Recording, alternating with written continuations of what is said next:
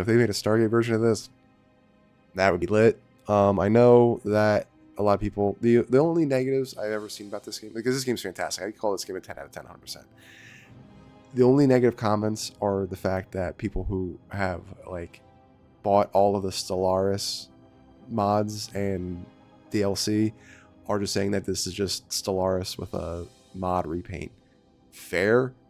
This is understandable to me because I understand like Starfleet, Klingons, Romulans, Cardassians. I understand surveying everything, so you get little stories.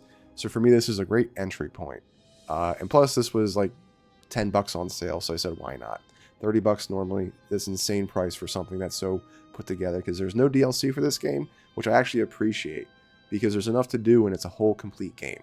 That's why I'm really, really loving this right now, because I'm not worried about, oh, I'm not enjoying it enough because I don't have all the DLC.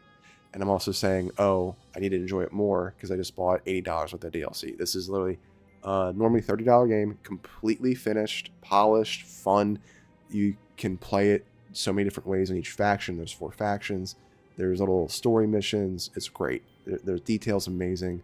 Once you get the hang of it, it feels pretty smooth, even though there's a lot, right?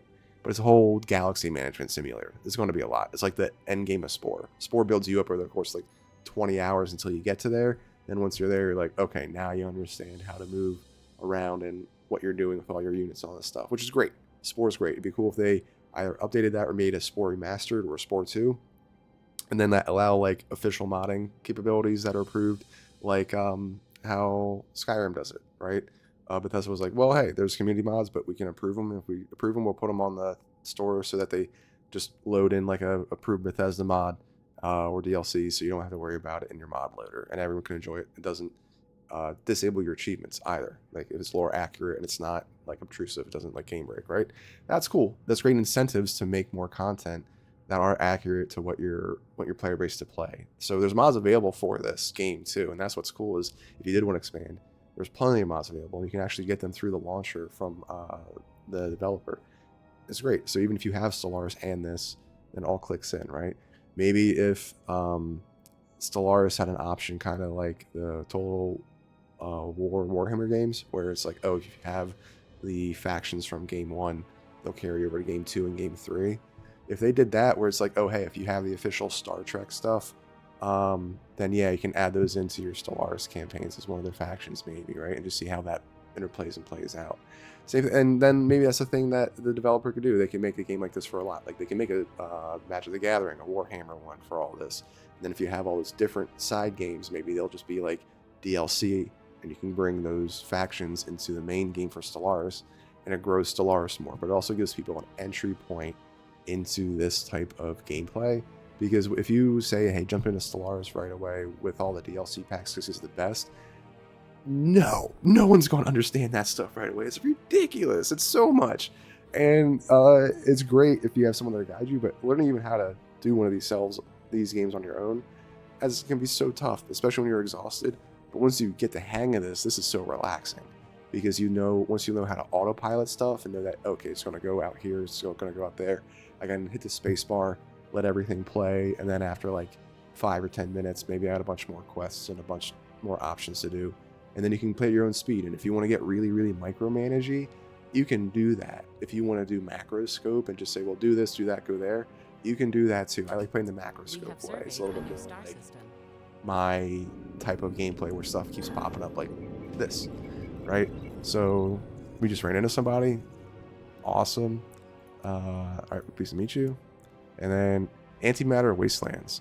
Our xenoarchaeologists have detected an inconceivably high number of antiprotons and nitrous filaments in a Boxer Aya's otherwise barren soil. Existing research suggests these elements were left behind by the force that consumed all living matter on this planet. Though destructive, such antimatter elements can have medicinal properties.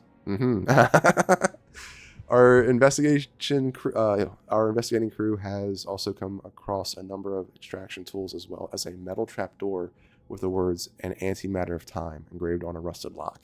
It seems that we are not the first to have discovered these wastelands and their antimatter. Extract that antimatter and open the trapdoor. An antimatter of time. Though the metal trapdoor is in pristine condition thanks to a lining made of kelbonite and fistrium, its rusted lock glid off like a piece of Katarian pudding. Following this path, our xenoarchaeologists encountered a settlement with dozens of humanoid refugees. Aided by a universal translator, they shared the tale of a civilization wiped out by a monstrous crystal creature. For the past few decades, these survivors have spent their time forging an antimatter reactor in order to use anti-protons as medicine. When asked about the engraving on the lock, the older survivor replied with a hearty grin, "The younglings kept asking when we'd get rescued. Us elders always said, it's only an antimatter of time." It seems hope has kept this people afloat. Rescue those survivors, provide an escape for the survivors, and learn about the entity that destroyed their civilization in return. Yep, We got have him. surveyed a new star system. Pause. Alright, things popped up. Okay, first contact, new civilization. We have a free envoy. Ooh, yep.